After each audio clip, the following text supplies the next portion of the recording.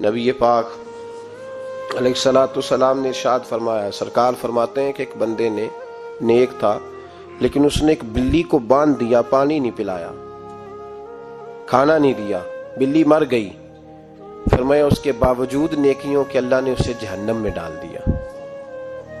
ایک فاحشہ عورت ہے، توجہ ہے میری بات پر؟ ادھر دیکھیے گا ذرا، ایک بہت گناہ کرنے والی بی بی ہے، وہ گزر رہی ہے، کتے کا چھوٹا سا بچہ پیاسا ہے۔ مدینے والے محبوب علیہ السلام، میں کہتا ہوں اس کی اتنی خوش قسمتی تھوڑی ہے کہ میرے نبی نے اس کا ذکر کر دیا ہے، اس سے بھی بڑی کوئی خوش قسمتی ہوگی۔ محبوب پاک علیہ السلام ارشاد فرماتے ہیں کہ وہ عورت گزر رہی تھی تو کنویں کے کنارے سخت گرمی کے موسم میں کتے کا بچہ پیاسا۔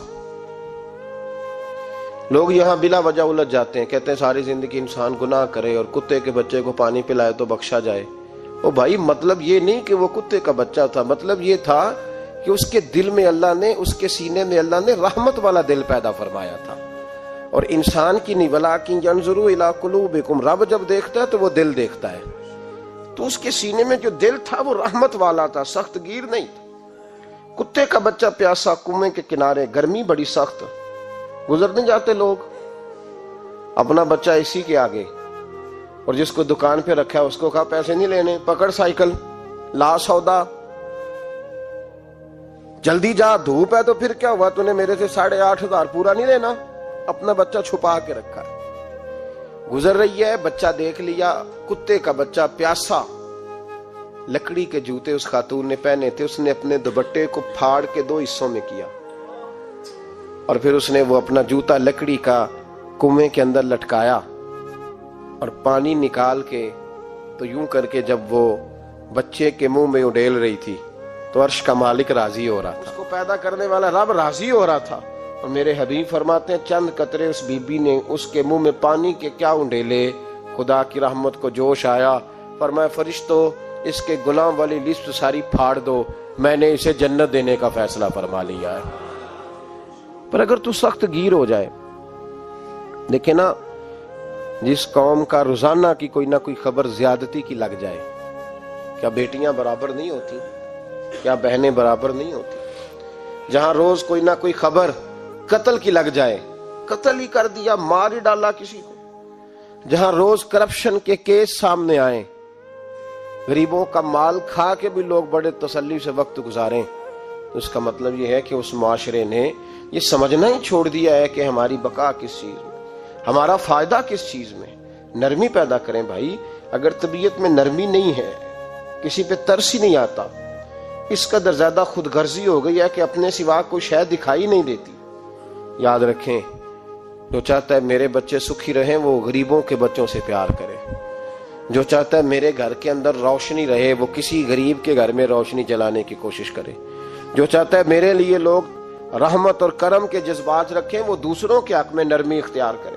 ہمارے مزاجوں کی سختی، ہماری طبیعتوں کا کورا پن، اور ہمارے مزاج کے اندر جو سوائے اپنی ذات کے ہم نے سوچنا ہی چھوڑ دیا ہے، اس نے معاشرے کو گھٹن کا شکار کر دیا، اس نے بھائی کا بھی بھائی سے رشتہ لالچ کا بنا دیا۔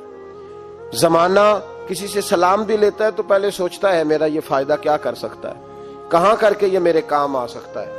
یہ وہ والا معاشرہ نہیں جس کو میرے نبی پاک علیہ السلام نے تربیت فرمایا ہے۔ اس لیے پلٹ کر دیکھیں حضور ہماری کہاں تربیت کر رہے ہیں، ان چیزوں پر غور فرمائیں۔ نبی کریم سید عالم نور مجسم صلی اللہ تعالی علیہ وسلم کسی کو روتا دیکھ کے رو پڑتے تھے، کسی کو روتا دیکھ۔ حضرت ابوبکر صدیق رضی اللہ تعالیٰ عنہ ارشاد فرماتے ہیں میں حضور کے ساتھ تھا، ایک میدان سے ہم گزر رہے تھے تو ساتھ ہی ایک باغ تھا، وہاں بڑا رش تھا، لوگ بڑے اکٹھے تھے، بہت سارے لوگ جمع تھے۔ تو نبی پاک صلی اللہ علیہ وسلم نے فرمایا ابو بکر پتہ کرو کیا ہوا۔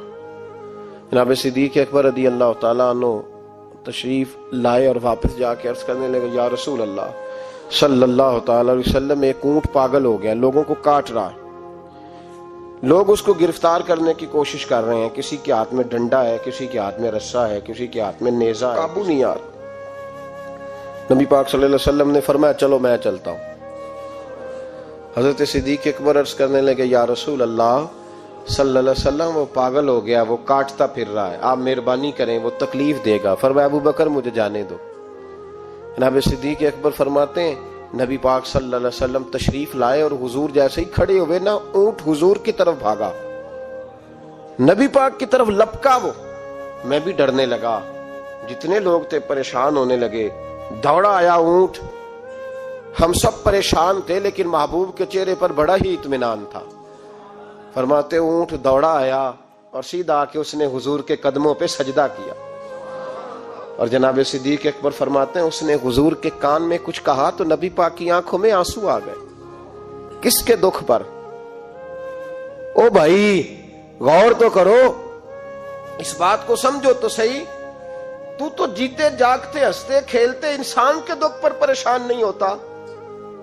तू तो मुसलमान पड़ोसी, साथ रहने वाला, पलने वाला, बसने वाला, जिसकी जवानी लड़कपन बुढ़ापा तूने आंखों में देखा, तुझे उसके दुख पर परेशानी नहीं होती। अरे ऊंट कान में बोला, इस कैफियत को समझ तो सही यार, इस रंग को महसूस तो करो मेहरबानी अहले जमीन पर, खुदा मेहरबान होगा अर्श बरी पर। के कान में कुछ कहा, हुजूर रो पड़े। फिर महबूब ने फरमाया रस्सी लाओ।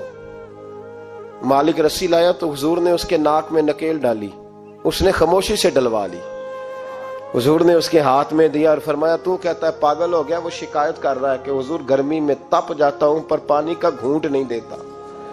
या रसूलुल्लाह सल्लल्लाहु अलैहि वसल्लम, ये मेरी ताकत से ज्यादा मुझ पर बोझ रखता है।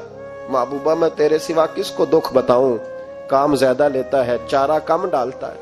ओ भाई, मेरे महबूब पाक सैयद आलम सल्लल्लाहु अलैहि वसल्लम ने हमें जो मिजाज अता फरमाया वो तो इस तरह का है कि जानवर को भी दुख हो तो महबूब पाक को तकलीफ होती है। सहाबा फरमाते हैं कि दो आदमी घोड़े पे बैठे थे, गौर करना मेरी बात पर। दो आदमी घोड़े पे बैठे, किधर से आ रहा है किधर से जा रहा है। रास्ते में मुलाकात होगी तो घोड़ों पे बैठे आपस में बातें कर रहे हैं, शुरू नहीं कर देते गुफ्तगू लोग। हमारे जमाने में तो कोई बंदा थोड़ा तगड़ा हो, वो कार पे आ रहा हो, जैसे एक दूसरा चौधरी कार पे आ जाए तो सारी सड़क भी ब्लॉक हो जाए तो कहते ने कोई अग बुझानी जे जाके, तो नहीं पता दो चौधरी खलोते ने, इंतजार करो, ठहर जाओ, तुम्हें नहीं पता कि हम सेठ साहब हैं, कल ही तो कार नहीं खरीदी यार, तुम कहते हो रास्ता दे दो, ये कैसे हो सकता है। और मैंने बड़े बड़े अजीब लोग आंखों से देखे, बड़े अजीब लोग शीशा खोल के गाड़ी का कहेंगे ठहर जा, कोई जल्दी है। भाई तू शारा आम पे खड़ा है और तुझे रास्ता खोलना तेरी जिम्मेदारी का हिस्सा है, लेकिन वो कहता है कि 4 फुट में आप छड़िए, तो तू कैसे कहता है कि रास्ता। ये जो खूबसूरत मिजाज कौमें होती हैं उनका ये रवैया नहीं होता कि जहां तबीयत चाहे, जहां जिस तरह उसका दिल चाहे वो करे। तो ख्याल करें किस चक्कर में कौम पड़ गई। इसका मतलब ये है कि जिसको मर्जी तकलीफ देते फिरो। नबी करीम सैयद आलम सल्लल्लाहु अलैहि वसल्लम ने फरमाया अल्लाह ने मेरी बरकत से सारी जमीन मस्जिद बना दी है, जहां नमाज पढ़ोगे अल्लाह कबूल फरमा लेगा। लेकिन फरमाया रस्तों में नमाज ना पढ़ना, लोगों ने गुजरना है, रस्तों में शाराए आम पर नमाज की नीयत बांधने की इजाजत नहीं है। तो मेरे अजीज भाई गौर फरमाए, दो आदमी, एक उधर से घोड़ा लेके आ रहा है, किधर से जा रहा है, दोनों जा रहे थे, आपस में ना दोनों ने बातचीत शुरू। करीब से नबी पाक सल्लल्लाहु अलैहि वसल्लम गुजरे तो सरकार रुके, उन दोनों को फरमाया नीचे उतरो भाई घोड़ों से। उतर आए तो 2 जुमले महबूब ने, खैरुल कलाम मा कल्ला वदल्ला, 2 जुमलों में बात महबूब ने मुकम्मल कर दी। फरमाया जानवरों को सवारियां बनाया करो, कुर्सियां ना बनाया करो, सवारियां बनाया करो, इन्हें कुर्सियां, जब बैठना हो तो नीचे उतरो, किसी कुर्सी पे बैठ के बात करो, ये सवारी के लिए है। इनके ऊपर बोझ उस वक्त बनो जब तुमने सफर करना है, तुम बोझ बन गए। तो जो महबूब सैयद आलम सल्लल्लाहु अलैहि वसल्लम इतने जज्बात रखें कि किसी आदमी ने जानवर को खड़ा करके सिर्फ सवारी कर ली, महबूब तो उसे मना फरमाए। और यहाँ हम जीते जागते लोगों का रास्ता रोकें, एम्बुलेंस को रास्ता न दें, उन गाड़ियों को जो इमदादी कार्रवाइयों के लिए पहुंच रही हैं वो कहें कि साहब रास्ता देना पसंद नहीं कर रहे। तो भाई रहम और करम जिन जज्बात में होता है, जिन सीनों में होता है, उन सीनों को मेरा रब महबूब रखता है, उनको पसंद करता है। इमाम गजाली रहमतुल्लाह ताला अलैह तरीकत में, तसव्वुफ में, मंतक में, फलसफे में, हदीस में, तफसीर में हर जगह उम्मत की रहनुमाई करने वाली शख्सियत। इमाम गजाली रहमतुल्लाह अलैह विसाल कर गए।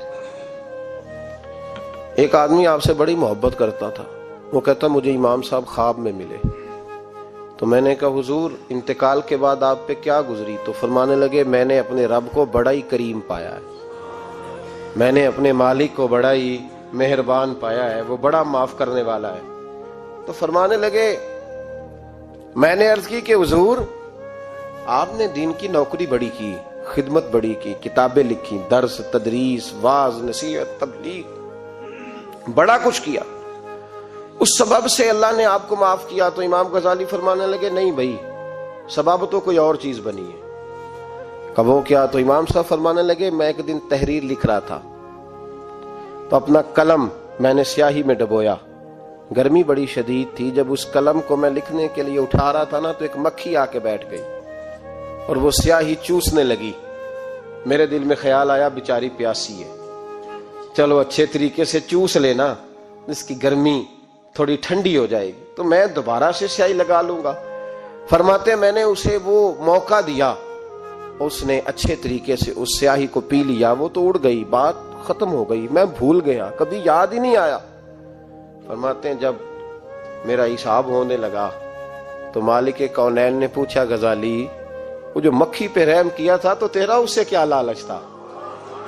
کیا لالچ تھا؟ نہ تو اس کا کوئی ووٹ بینک تھا، نہ تیرے کام آ سکتی تھی، نہ وہ کوئی ڈیوٹی کر سکتی تھی، نہ تیری کوئی وہ تیری تعریف کر سکتی، اس بے زبان سے کیا لالچ تھا؟ کیوں موقع دیا؟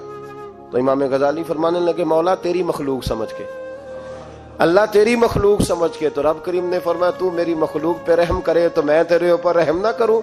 کھول دو جنت کے دروازے، میں نے غزالی کو بے حساب جنت عطا فرما دی۔